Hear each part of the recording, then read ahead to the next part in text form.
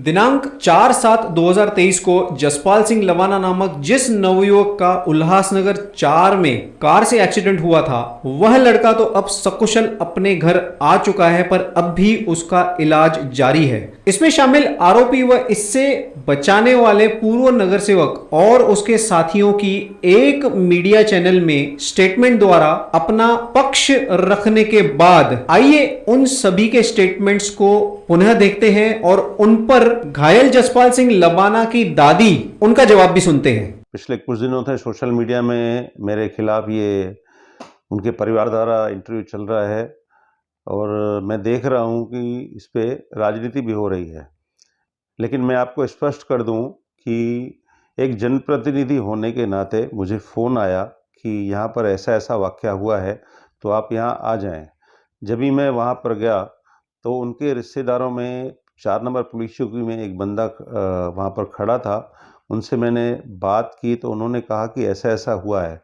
फिर मैं जिन्होंने एक्सीडेंट किया था जिसकी कार से उसकी टक्कर हुई थी, उनसे भी बात की मैंने। नहीं, जब भी हम लोग उधर हॉस्पिटल में खड़े थे, हमने नहीं बोला था मैश को। इसने दोनों ने, जो हमारे भाई है, इन्होंने सर उसको बुलाया था मैश को। हमने नहीं बुलाया था मैश को। हमारा मैश से कोई मतलब ही नहीं था। नहीं, मैश अपनी दादागिरी दिखा रहा था और मैश को क्यों बुलाएंगे वहाँ पे।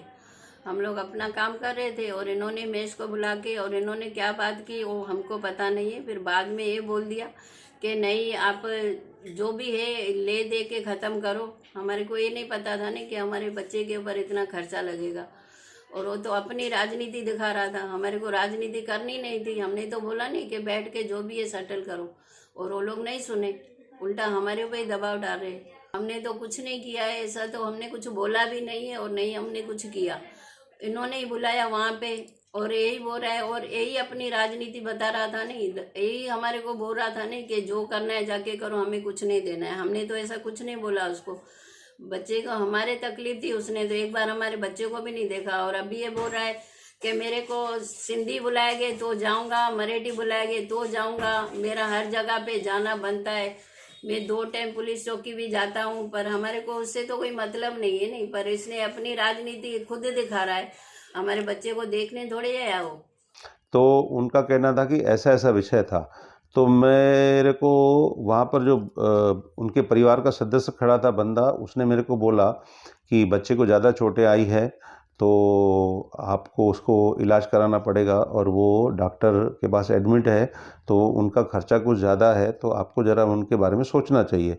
तो मैं बोला भाई ठीक है, एक काम करते हैं, चलिए पहले वहाँ पर हम लोग देखते हैं भाई सीसीटीवी फुटेज में वहाँ पर क्या परिस्थिति थी। फिर मैं इनको भी बोल देता हूँ और आप हमारे साथ चलें। तो उन्होंने कहा कि डॉक्टर बोल रहा है कि 1,30,000 कुछ खर्चा है, तो आप भर के दे दो। मैं बोला ठीक है, आप पार्टी से पूछ सकते हैं, अगर वो देने के लिए तैयार है या उसका कोई विषय होगा तो बात कर लीजिए। तो उन्होंने असमर्थता जताई कि मैं इतना पैसा नहीं भर सकता। उसके पास सब कुछ है, वो झूठ बोल रहा है। उसके पास वो वास्तु देखता है, उसकी घरवाली की डिस्प्ले खुली हुई है और उसकी कपड़े की दुकान है 5 नंबर में। वो तो इतना पैसे वाला होके भी खुद को बोलता है मैं गरीब हूँ।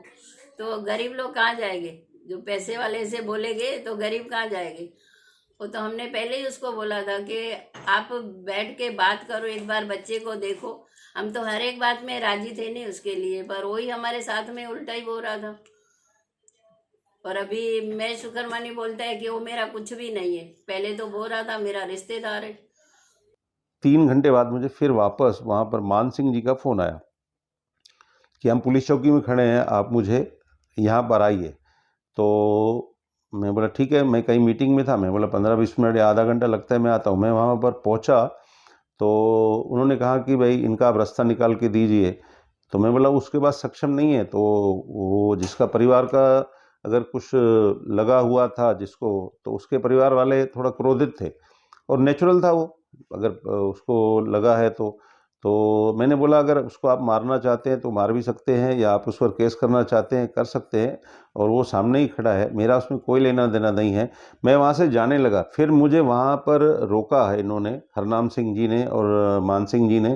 फिर उनके पिताजी से मेरी बात हुई तो उन्होंने कहा भी तो इसका कैसा रास्ता निकाल सकते। तो मैंने आपको बोला, उनको एक सुझाव दिया कि आप थाना में हमारे माननीय मुख्यमंत्री जी की माता साहब के नाम से हॉस्पिटल है, गंगूबाई हॉस्पिटल। वहाँ पर पीआरओ से हमारी बात होती है, हम लोग पेशेंट भेजते भी हैं और उनका वहाँ पर मुफ्त इलाज भी होता है और बहुत लोगों को मदद मिलती है। तो मैंने बोला मैं व्यवस्था कर सकता हूँ अगर आप चाहें तो, और वहाँ मुफ्त हो जाएगा और मैं आपको खासदार जी से आमदार से करा के ये हो जाएगा।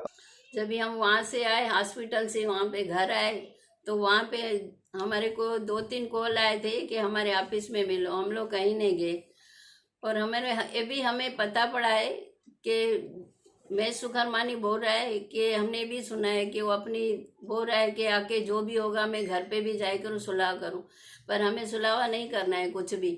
जब भी हमारे बच्चे को ऐसी हालत में छोड़ के गया तब भी कुछ नहीं हुआ, अभी हम सुलह क्यों करेंगे? जैसे चल रहा है ऐसे चलने दो। वो अपनी राजनीति बता रहा है, हमें राजनीति तो खेलनी नहीं है। पर तभी जब भी हम लोग हॉस्पिटल में थे नहीं, जब भी पहले दिन ही उस टाइम पे मैंने महेश को भी इतना बोला, उसने नहीं सुना। उसके बाद मैंने कुमार का आदमी मेरे साथ था, उसके लड़के का ड्राइवर, मैंने उसको बोला कि आप बात करो कुमार से, और कुमार ने उसी टाइम पे फ़ोन लगाया हमने। उसने मेरे को बोला महेश को दो, मैं बात करता हूँ। और बाद में उसने मेरे को बोला कि महेश मेरी भी नहीं सुन रहा है। और फिर हम लोग घर पे चले आए। उसके बाद में भी मैंने फ़ोन किया तो उसके बाद में भी उनका एक ही जवाब था कि महेश हमारी नहीं सुन रहा है। आज हमारे बच्चे की थोड़ी कंडीशन ठीक है तो अभी इनको लगता है कि बच्चा ठीक है तो अभी हम लोग सुलावा करें। अभी काहे का सुलावा? अभी तो हमारा कम से कम 2-2.25 लाख तो खर्चा लग ही रहा है। नहीं, अभी तो इस बच्चे का और ट्रीटमेंट चालू होगा, उसके बाद में अभी लाख लगे 1.5 लाख लगे, वो तो पता नहीं हमें। हमारे को इलाज तो करना है नहीं अपने बच्चे का। दोस्तों, आपने दोनों पक्षों के स्टेटमेंट्स सुने और अब इसका निर्धारण यह होता है कि पीड़ित परिवार शुरू से जो कह रहा है वो अपनी बात पे कायम है और सामने के पक्ष से जो स्पष्टीकरण आए हैं उसमें थोड़ा सा समय जरूर लग गया। दोस्तों, एक वाकया आपको बताऊं कि उल्लासनगर 3 मोबाइल बाजार में जब विनय भोयर जो टोविंग वैन वालों की मनमानी और उसी आपाधापी में ग्रिल में पांव अटकने की वजह से गंभीर घायल हुआ था, जिसको देखने के लिए एमएलए श्री कुमार अयलानी जी व भाजपा के कई नेता क्रिटिकल हॉस्पिटल गए व एनसीपी के भी कई नेता घायल विनय भोयर से मिलने गए। सभी पक्षों ने टोविंग वैन की मनमानी के खिलाफ एक सुर में आवाज उठाई व टोविंग सिस्टम को बंद करने की मांग भी कर दी। और यही जसपाल लवाना के केस में उस पार्टी के पूर्व नगर सेवक पर परिवार की यह नाराजगी है कि गंभीर रूप से घायल बच्चे को देखना तो दूर, उल्टा उन्होंने आरोपी का बचाव किया, वो भी 5 दिन तक, और पुलिसिया कार्रवाई से छुड़ाने तक वह आरोपी के साथ रहे। दोस्तों, घायल दोनों ही थे, विनय भोयर भी और जसपाल सिंह भी। अब ये आप ही तय कीजिए कि एमएलए कुमार अयलानी जी ने मानवता दिखाई या राजनीति की, या फिर पूर्व नगर सेवक ने आरोपी को बचाते हुए सिर्फ पहचान का प्रदर्शन किया और घायल नवयुवक जसपाल सिंह को अपने हाल पर छोड़ दिया। और यह भी एक बड़ा सवाल है कि पूरे 5 दिन तक पुलिस ने मामला दर्ज क्यों नहीं किया, और जब मामला दर्ज भी हुआ तब कुछ ही देर में आरोपी ने खुद को और गाड़ी को पुलिस में जमा करवा दिया। वह उसी आरोपी को छुड़ाने के लिए पूर्व नगर सेवक जी तत्परता से काफी समय तक उसी पुलिस स्टेशन में मौजूद थे। इससे कई सवाल खड़े होते हैं कि राजनेताओं को ऐसे मामलों में पीड़ित के पक्ष का ख्याल करते हुए